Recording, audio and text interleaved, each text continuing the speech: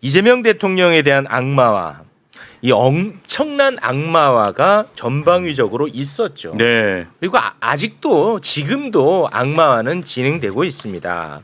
그래서 실제 이 선량한 시민 중에서도요. 그러니까 악의적인 마음 없는 그냥 선량한 시민들도 예.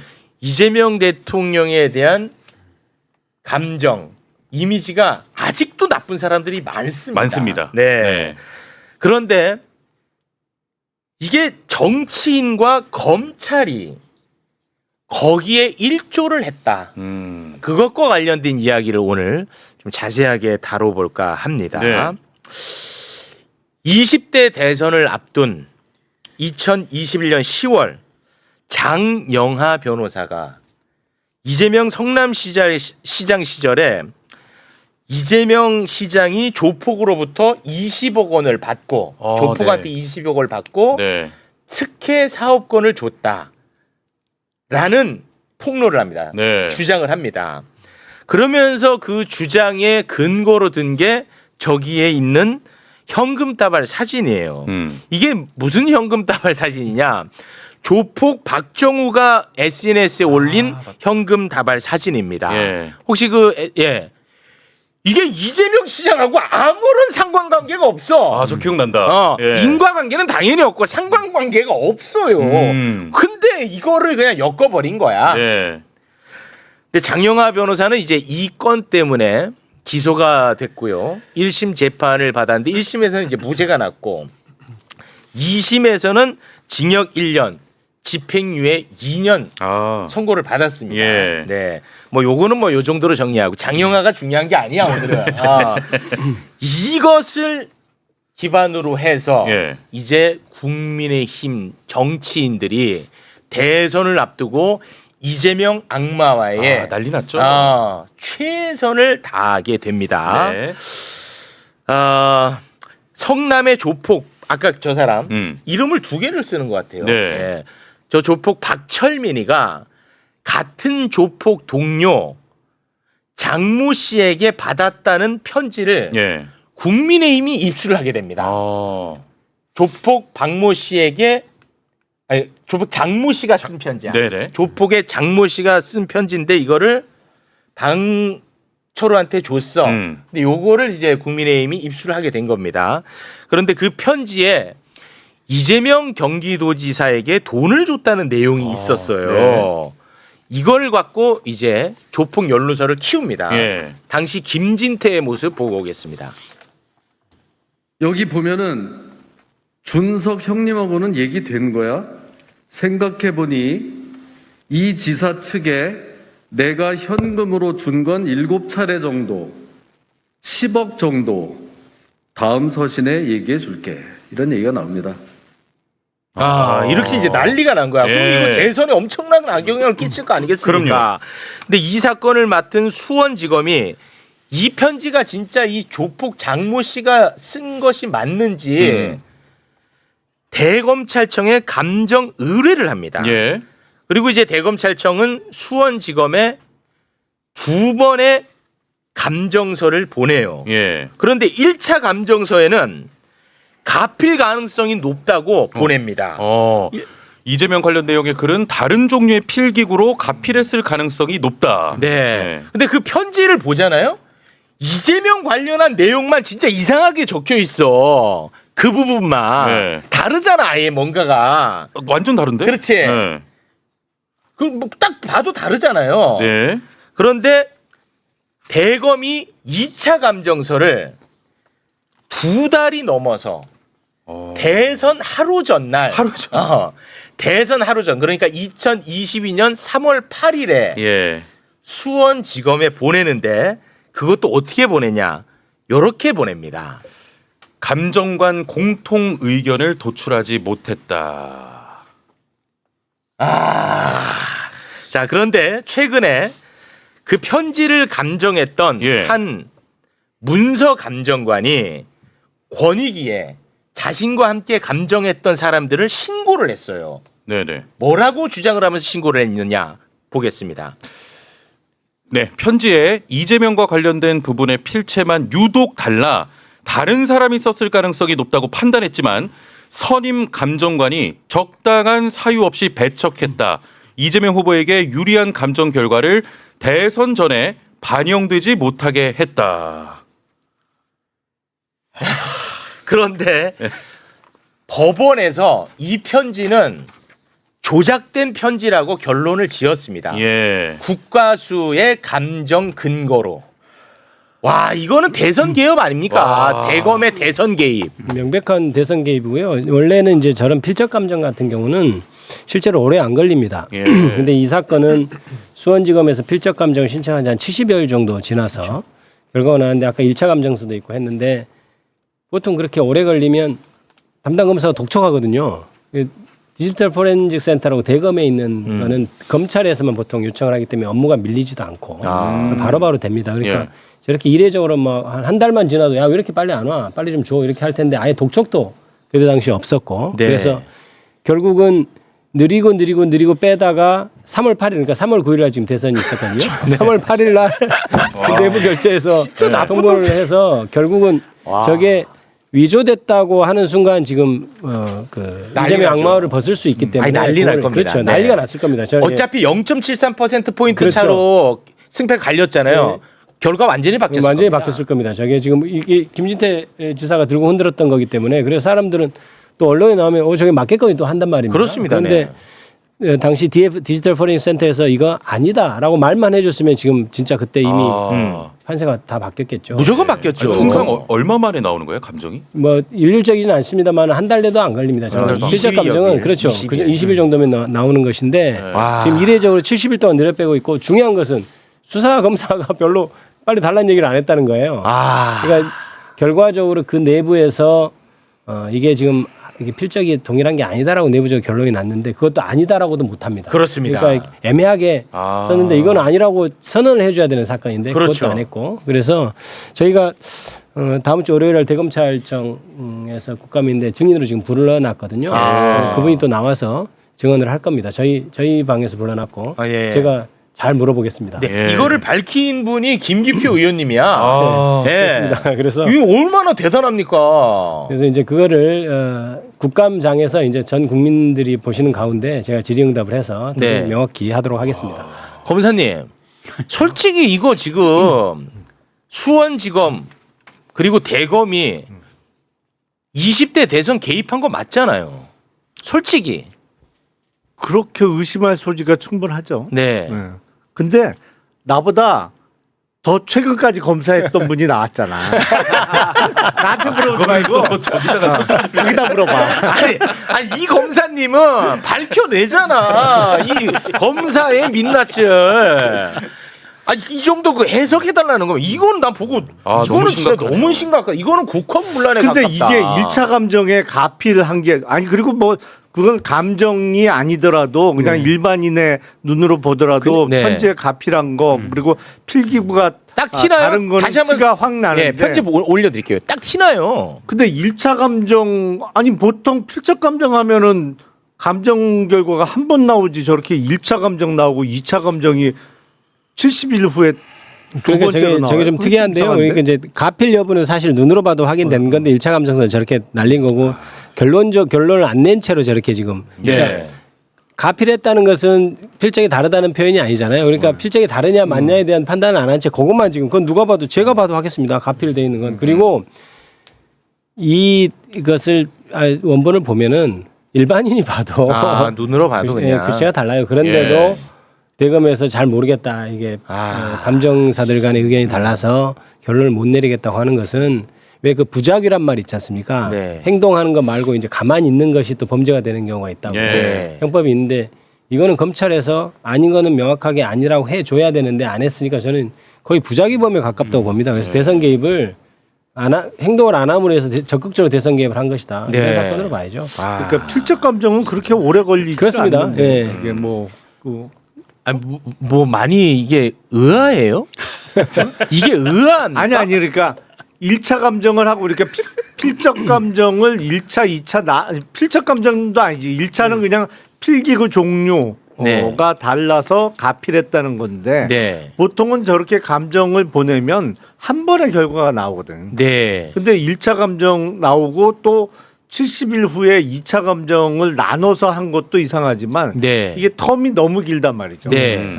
그렇게 오래 안 걸려요. 그렇죠. 2차 감정은. 그 경위는 이제 구체적으로 국감장에서 밝혀질 것인데요. 사실은 1차 감정서 자체를 내보낸 게 검찰에서 약간 그때는 타협한 안으로 그렇게 됐던 것을 같고, 근데 이제 나머지 2차 감정이 결국은 최종적인 건 늦게 낸 것을 통해서 도와줬다고 봐야 될 것 주인 같습니다. 감정관이 본인이 스스로 이 사태가 어떻게 된 거라는 걸 정확하게 알고 있는 것 같은데요. 그렇습니다. 네. 권익위원회에다가 공익 신고를 할 때 네네.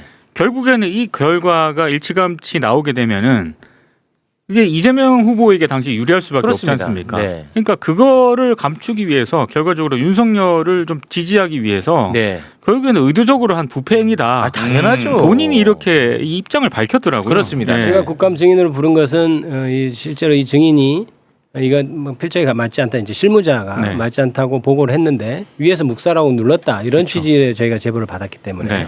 그 부분을 이제 국감장에서 밝힐 생각입니다. 아니, 어떻게 보면 그 쿠팡 네네. 어미준이 그 케이스랑 음. 약간 다르지만은 본질적으로는 비슷한 사건 같아요. 근데 사이즈 면에서는 이거는 국헌문란, 아, 이거 대선 개입이니까 심각하죠. 이거는 그렇죠. 심각하죠. 매우 심각하죠. 사이즈 자체가. 그러니까 저는 이게 검찰이 조직적으로 대선을 앞두고 움직였다라고 볼 수밖에 없는 사안이거든요. 그러니까 검찰권 남용의 이건 한 사례인데 네. 이게 대선 계획까지 갖고 이재명이라는 정치인을 악마화하는데 동원된 거 아닙니까? 그렇습니다. 이걸 바로잡지 않으면요 지금도 계속 그게 이어지고 있는 거예요. 맞습니다. 근데 저는 이번에 김기표 의원님께서 이걸 딱 쥐고 가신다고 하니까 네. 또 안심이 되고 아유. 아니, 제가 지난번에도 국감 때 뵈니까 진짜 하나하나 문서를 다 되짚어가면서 예리해요. 상대방을 예. 끌어 들어가시더라고요. 예. 그래서 이 부분은 저는 꼭 의원님께서 책임지고 한번 좀 밝혀주시면 앞으로 이런 악마화를 좀 막을 수 있지 않을까. 그렇습니다. 매우 중요한 사안이라고 정말 대단히 고맙습니다. 네. 우리 오늘 두 검사님이 나와 계셔서 검찰 이슈에 대해서 한 분은 아주 애써 좀 외면하려고 하는 것 같아요. 그래서 두 분의 입장을 고려해서 판사십으로 가겠습니다. 판사. 예, 요건 또 잘 씹으시더라고요. 사람들이 요건 또 좋아하더라고요. 이건 또 좋아해. 근데 이 내용 들어가면 진짜 열받습니다. 예. 엉망진창 판사 여경은, 이름이 여경은이야. 네. 여경은 부장판사가 제주지법에서 근무할 때 A 변호사와 나눈 카톡이 공개돼서 지금 뭐 시끄럽지 않습니까? 네, 맞아요. 입에 올리기도 좀 민망한데 네. 그 카톡을 좀 소개 부탁드리겠습니다. 네. 좀 민망하지만 그 A 변호사가 오늘 2차는 쓱 애기 보러 갈까 그러니까 여경은 네. 판사님께서 아유 좋죠 형님 뭐 이런 네. 지금 랜딩은 비행기 타고 제주에 내렸다는 그 변호사가 예, 네. 그런 표현인 것 같습니다. 이런 것만 보면 무슨 뭐 방과 후 돌봄이 있나 뭐 그런 생각도 할 수 있을 보이죠. 텐데요. 이것과 관련해서 여경은 부장판사가 국감장에 나왔거든요. 네. 이것과 관련해서 이제 따져 물었습니다. 예. 여경은 부장판사가 여기에 대해서 뭐라고 이야기를 했는지 영상 보고 오겠습니다. 오늘 2차는 쓱 애기 보러 갈까? 이게 애기란 게 무슨 뜻입니까? 특정 종업원을 지칭하는 이야기였습니다. 어디의 종업원이죠? 7080 라이브 카페의 종업원입니다. 7080 카페라고 하는데 이른바 룸살롱이나 유흥주점인 것은 아닌가요? 룸이 없는 완전히 오픈되어 있는 공간이고 그러한 곳이 아닙니다. 네. 그런데 노컷 뉴스가 예. 해당 업소를 갔다 왔대. 거길 또 갔어. 갔다 왔는데 궁금하다 이거. 여성 접객원이 나오는 곳이래. 아 그래요. 그러니까 이게 문제가 뭐냐면 예. 여성 접객원이 나온다는 사실 이것도 중요하고 예. 그 해당 업소는요 일반 음식점으로 등록이 돼 있대. 그래서 이렇게 이런 짓을 하면 불법이래. 아, 네. 그리고 또 불법이 돼 버리는 거야. 예. 그러면 여기서 애기가 과연 누구냐? 애기. 애기. 이 해당 업소의 관계자가 이 애기에 대해서 특정을 해줬어요. 노컷뉴스가 이걸 취재한 건데요. 궁금하네. 그 애기. 예, 애기. 애기 그 누구야? 애기를 드디어 찾았습니다. 찾았다. 소개 부탁드립니다. 자, 그 카페에 7080이라는 그 카페에 여종업원이 5명이 근무하고 있었대요. 그래서 가게에서 손님을 응대하고 있다. 이 자체가 좀 문제가 있는 거죠. 예. 자, 그런데 문제의 그 아기는 20대였고 가장 어리고 미모가 뛰어나서 인기가 굉장히 많았다. 그 얘기가 바로 이 얘기입니다. 아, 네. 지칭을 해줬네. 이게 노컷뉴스에서 보도가 됐습니다. 저나 이제 사실관계를 물어보면서 시간이 없어서이기도 했는데 애기가 뭐냐 이제 그게 가장 궁금한 거 아닙니까? 그런데 7080 라이브 카페다 해서 사실은 전 더 궁금했어요. 그럼 이제 아까 유흥업소는 아니냐 이러고 이제 시간 없어서 말았는데 만약에 수사라면 더 꼬치꼬치 물었겠죠. 네. 뭐 어떻게 7080인데 어떻게 애기라고 표현할 수 있냐, 50대를 애기라고 하냐 이래가면서 쭉 물어봤을 텐데 네. 아니 저 정도면 뭐 이미 밝혀낼 걸 밝혀냈다 이 정도 생각을 했는데요. 문제는 아까도 얘기했듯이 여성 적개공이 나오면 안 되는 장소. 네. 그 다음에 가장 큰 문제는 뭐냐면 변호사와 판사의 관계입니다. 그러니까 이 결국 갔는데 제가 판사가 돈 냈겠습니까? 사실 그것도 이제 수사하면 나오겠지만 예. 변호사가 돈을 내서 저런 데 갔다는 거고 여성 적개공이 나오면 아무래도 그 가격이 꽤 되겠죠. 예. 그런데 법원행정처에서 처음에 그 이른바 김영란법이나 청탁금지법이 나왔을 때도 변호사와 판사는 사건이 없다 하더라도 만나면 안 된다 이게 네. 이해관계가 있어서 나중에 언제라도 이렇게 재판에 관여할 수 있기 때문에 그래서 그건 아예 금지를 해놓은 대상이 되고 그래서 저건 청탁금지법 위반의 소지가 있기 때문에 네. 그 자체가 문제가 되는 행위죠. 네. 근데 실제로 그 저 변호사 지난해 11월 진행한 형사 사건 한 건이 있다는 거 있었다고 아닙니까? 그랬죠. 네. 그날 그 국정감사 때 물론 이제 판사 증인으로 한 판사 얘기로는 자기가 그 사건을 놓고 가서 후임 판사가 결정을 했다 이제 이런 얘기는 하던데 그렇다 하더라도 네. 사실 뭐 물론 변호사들이 판사하고 개인적으로 아는 사이도 있습니다만은 판사를 저렇게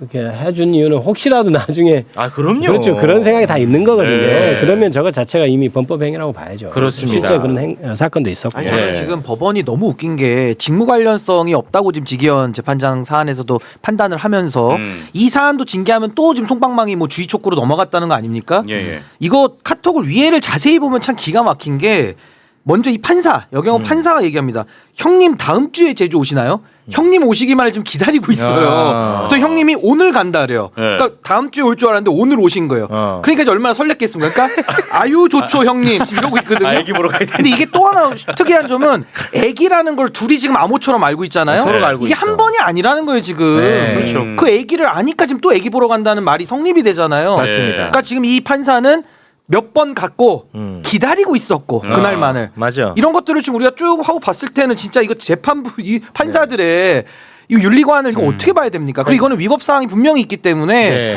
아 저는 정말 지금 사법부가 완전히 예. 썩어 문드러져 있는 거 아니냐 그렇습니다. 이런 이게 생각이 그 듭니다. 보통 썩은 게 아닌 게 방금 그 여경은 부장판사 이자는 2024년에 본인 포함 3명의 판사가 예. 노래방에 가갖고 경찰 오고 난리 났었던 사건이 있었죠. 네. 그때 노래방에 낮술을 먹으러 갔습니다. 와, 근데 낮술을 먹으러 간 것도 좀 진짜, 문제지만 거기서 술을 너무 많이 먹어가지고요. 네. 그러니까 노래방 업주는 다 아시겠지만 어지간한 손님을 받지 않습니까? 네, 웬만하면 다 받아요. 웬만하면 다 받는데 얼마나 술을 많이 만취했는지 그 노래방 사장이 나가달라고 한 거예요. 그러니까 나가달라는 과정에서 시비가 붙었고 결국에는 경찰까지 출동하는 이런 일이 있었습니다. 이 엉망이야 제주지법이. 엉망이야. 낮에 점심시간에 낮에 점심시간입니다. 점심시간. 그래서 이것과 관련해서도 국감장에서 물어봤습니다. 예. 너네 원래 이렇게 술 처먹고 다니냐? 근무 시간에 물어봤어요. 이 진짜 심각합니다. 함께 보시죠. 점심 먹고 복귀할 생각이었는데 술이 과해져서 평소에도 점심시간에 이렇게 술을 자주 마시나요? 간단히 먹은 적은 몇 번 있습니다. 점심 때 술을 먹으면 되겠어요, 판사가? 네. 저 뇌는 된다는 의미예요. 그것도 지금 밝혀지지 않았어요. 네, 저건 밝혀지지 않았습니다. 되겠어요 그런데 밝혀지지 네, 않았어요. 그러면 된다는 얘기야. 밝혀지지 않았어요. 저는 사실 저기 국감장 질의 과정에서 저 질의 형 때문에 제일 뭐 웃기다 우프다 그럴까요? 그러니까 한 번이었으면 좋겠는데 하는 사실 판사가 그래도 사회에 기대가 있었는데 몇 번 있었다 그래가지고 헉 했습니다.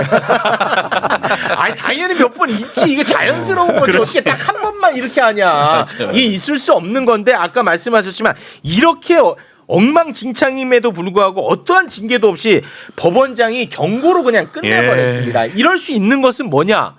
야 이런 게 지금 세상에 밝혀졌잖아. 국감장에서 난리가 나야 될 거 아니야. 이런 와중에도 국민의힘 의원은 뭐가 문제냐고 감싸. 이거를 실드를 이거를 쳐요? 감싸. 나는 완전 돌아버리겠어요. 자, 송석준이가 또 감싸는 모습을 여러분과 함께 보겠습니다. 사법개혁의 명분을 아마 찾고자 이 자리에 여경은 증인을 모신 것 같아요. 술 먹고 잠깐의 해프닝이 이런 이 사건을 갖고 이분을 탄핵하기 위한 청문회 하는 겁니까 지금? 법관 개인의 일탈 행위를 갖고 여기서 살탈 털어서 더 이상 뭐가 나와요 지금? 적당히 해야지 진짜.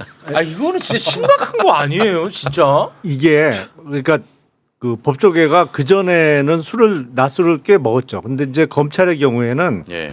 제 기억에 1998년도로 기억을 하는데 그때 그 의정부지검. 네. 한동훈 전 대표의 장인 되시는 분이 있어요. 조폐창. 네. 진모 네. 당시 고검장이었는데 네. 이 양반이 낮술을 많이 드시고 와갖고 기자들이 그 방에 놀러 왔는데 기자들한테 뭐 이상한 얘기를 막 해. 조폐창 파업에도 사건에 조폐공사 뭐 파업 그거 우리가 맞아요. 뭐 이렇게 네. 기획한 유도해갖고 거다, 기획한 거다. 일망타진했다는 식의 막 얘기를 해. 네. 그 술이 취한 상태에서. 예. 그래갖고 그 다음날 세계일보에 일면 탑으로 났어요. 그게. 그래갖고 발칵 뒤집어졌어. 네. 그래갖고 그때 대검에서 사고는 고검장이 쳤는데 일선 그 검사들한테 낮술 먹다 걸리면 가만 안 둔다고 이제 공문이 내려와 그때 98년도에 98년에 그래갖고 낮술 먹는 게 거의 그때부터 해갖고 많이 없어졌어요. 이제 99년부터 마셨겠지. 아니. 뻔해. 마셨어. 왜 아주 검찰 얘기만 나오면 술실도 친다. 아니 나보다 최근까지 계셨으니까 그때 물어봐요. 그전에 낮술을 먹었던 게 맞는데 제가 2004년에 임관했건 법무관 갔다 와서 그때는 이제 이미 낮술을 먹을 때는 아니었습니다. 그러니까 이미 사라진 지가 오래됐었어요. 그때. 잠깐만요. 우리 두 검사님. 네. 그러면은 제가 그거 하나 여쭤볼게요. 그러면은 검찰청에서 연어 술 파티 제도는 언제 생긴 거예요? 그런 제도는 없었는데. 그러니까 왜 그렇게 말씀하시냐는 거예요. 아니 그게 제도가 있으면 안 이상한 거지. 아니, 관례지. 그러니까 그러면 그게 이상하다는 98년에는 거지. 낮술 제도가 있었어요? 아니잖아요. 아니 그러니까 법원은 아직도 분위기가- 많이 먹는 네, 거예요. 분위기가. 근데 이런 말씀드려 죄송합니다만 이번에 그 노래방 낮술 제주지방법원 판사 3명 있지 않습니까? 네. 2명이 검사 출신이에요. 아 그래요? 아니 요거 팩트입니다. 검찰 출신이 진짜 정력으로 거기 출신들 왜 이래? 검찰에서 못 먹게 하니까 법원 가서 먹나? 검찰에서 못 먹게 하니까 얘기하지 마요. 그거 뭐 어디 나온 게 있습니까? 아니 그 연어 술 파티는 제도가 있어 언제 생긴 거야? 대답해. 제도가 생겨서 했어요? 아니 그런 거 아니잖아. 왜 그래요? 제 앞에서 자꾸. 아니 그러니까 내 얘기는 속상하네, 법원은 진짜. 지금도 많이 먹는 모양이다. 그 얘기를 하는 거죠. 김영남 의원님 검찰 출신은 조용히 해야 될 것 같은데. 자, 아니 나는 나 말고 또 한 명 있어갖고 우리가 좀 새가 될 줄 알았지 오늘은. 그거 안 됩니다. 근데 저기서 제가 비판은 꼭 하고 싶은 게 네. 저 송석준 저 의원은 좀 미친 거 아닙니까? 그렇지. 아니 어떻게 지금 이 현직 판사의 음주 소란 난동 뭐 애기 쓱 보러 갈까까지 나온 마당에 그러니까 저걸 가지고 어떻게 국민들 앞에서 저 국민의 대표 아닙니까? 맞습니다. 근데 어떻게 저렇게 지금 범죄 혐의까지 나가야 될 수사 나가야 될 사람을 네. 저렇게 비호를 합니까? 깜짝 국회에서. 놀랐어요, 나도. 송석준은 저렇게 있을 수 없는 일입니다, 저렇게 이제 진짜. 이른바 복장 터지는 소리를 가끔 하는데요. 저게 사실은 법원을 도와주는 게 아닙니다. 사실은 저렇게 얘기하는 게 오히려 그래서 무슨 엑스맨도 아니고 저런 얘기 굉장히 부적절하죠. 네. 송석준 의원이 내년도 지방선거에 그 국민의힘 경기도지사 후보 얘기가 있던데. 경기도민을 너무 우롱하는 처사 아닙니까? 아니 근데 이 경기도의 수도권에 송석준 의원이 지금 3선 의원이거든요. 인기 많아요? 인기보다 3선 의원이 딱 2명밖에 없어. 선수가 경기도에. 네. 송석준 의원하고 저 어디야? 저 북쪽에 김성원 의원하고 딱 2명밖에 없어. 그래요? 3선 이상이. 알겠습니다. 자, 그러면 이렇게 엉망인 판사들이 재판은 잘할까? 재판하는 거 봤더니 잘하겠냐고. 엄청나게 폭력적인 갑질을 또 했더라고요. 네. 네. 이 무섭더라고요, 얘네. 그 3명 가운데 1명의 판사가요. 지난 3월 27일입니다. 제주지방법원 제1형사부 심리로 공무집행방해 사건 항소심 공판이 열렸는데 이 사건이 어떤 사건인지를 간단히 설명을 해드리면요. 농민 또는 학교 비정규직 노동자로서 2023년 3월 4일 제주교도소 앞에서 공안 탄압을 규탄하는 그런 내용의 시민단체 기자회견에 참석을 해요. 네네. 근데 이 과정에서 국가보안법 위반 사건 피고인들이 탄 법무부 호송차가 지나가는데 이걸 이제 이분들이 막아섰고 이를 저지하는 경찰관들과 몸싸움하면서 이제 사건이 불거졌고 재판까지 간 사안입니다. 네. 이제 그런데 여기서 이제 검찰이 이제 재판할 때 최종 의견을 이제 말하고 그리고 변호인이 최후 변론하고 또 피고인이 최후 진술 이렇게 이어지지 않습니까? 그래서 이제 그렇게 진행이 되는데 갑자기 이 재판사가 이 진짜 정신 완전 나갔어요. 이게 진짠가 싶을 정도로 제가 의심스러운데 보도상으로는 어마어마합니다. 피고인들의 최후 진술이 끝나니까 이 판사가 방청석을 향해 가지고요. 아무도 움직이지 말고 일단 그대로 있어라. 와. 그리고 이 말이 끝나니까 법정 경위들에게 피고인석, 방청석, 법정 입구 곳곳에 서도록 이 판사가 지시를 합니다. 와. 근데 그 법정 법정 거기는 공개 재판이기 때문에 다른 관련으로 사건이 있는 방청인들도 거기 있었던 상황이었거든요. 그러니까 이제 완전히 이제 공포 분위기를 조성을 한 거예요. 그러더니 이 부장 판사가 쫙 얘기를 합니다. 지금부터 어떠한 발언도 하지 말고 한숨도 쉬지 마라. 탄식도 하지 말고 눈으로만 봐라. 내가 하는 말은 요청이 아니라 명령이다. 이를 어기면 구속시키겠다. 이 말은 피고인과 변호인에게도 적용이 된다. 이거를 지금 나가는 저 화면에서 방청객이 있었잖아요. 그걸 메모를 한 거예요, 저렇게. 와, 이거 무섭다. 와, 진짜 무서워. 와. 저도 저거를 저 기사를 보고 눈을 의심했는데요. 사실상 이제 의원실에 이제 제보도 되고 이제 나중에 그렇게 되더라고요. 근데 이 공수처에 고발된 건입니다. 맞습니다. 그러니까요. 네. 그래서 무슨 판사가 자기 왕인 것처럼 그래서 진짜 설마 저랬을까 싶을 정도인데 그런 일이 있었다니까 너무 진짜 황당하더라고요. 아, 진짜 끔찍해요. 그래 사실은 그 술 마신 판사 중에 한 명이 그 중에 한 했다는 게 명이에요. 그래서 맞습니다. 저희들이 물론 이제 여경은 판사도 저 잘못해서 뭐 2차 얘기 뭐 이런 얘기 나왔지만은 사실 그렇게 좀 재판하는 것에 대한 문제점도 좀 추궁을 하려고 같이 증인으로 신청을 했고 동행명령장도 발부했는데 안 나왔죠. 오창훈, 강난주 네. 이렇게 두 명은 동행명령장이 나왔는데도 국감장에 안 나왔어요. 그러니까 저는 이 정도 되면 사법부의 자정을 우리가 촉구를 할 만큼 했잖아요. 했잖아. 근데 안 하잖아요. 안 하잖아. 그럼 저는 우리 삼권분리 체계하에서 이제 국회에 사법부 견제 기능 탄핵밖에 없는 거예요. 아니, 저런 사람 옷 벗겨야 되는 거 아닙니까? 당연히 바꾸야지. 아니, 어떻게 법복을 입고 재판을 할 기초 자격이 없잖아요. 기본적인 것 자체가. 네. 근데 저런 사람을 아직도 법대에 앉혀놓고 아무런 우리가 견제도 할 수 없다는 것은 말이 안 됩니다. 권한이 있으니까 이건 저 권한을 써서 저런 사람들 자정하면 제일 좋죠, 사법부가. 근데 자정이 안 될 안 때는 된다고. 국회에 의해서 저는 옷을 벗겨버려야 된다. 예. 어떻게 놔줄 수 있습니까? 심각해도 너무 심각합니다. 진짜 심각했던 게 이게 2심이었잖아요. 이 공포 분위기를 조성했던 판사가 법정 구속을 해버렸어요.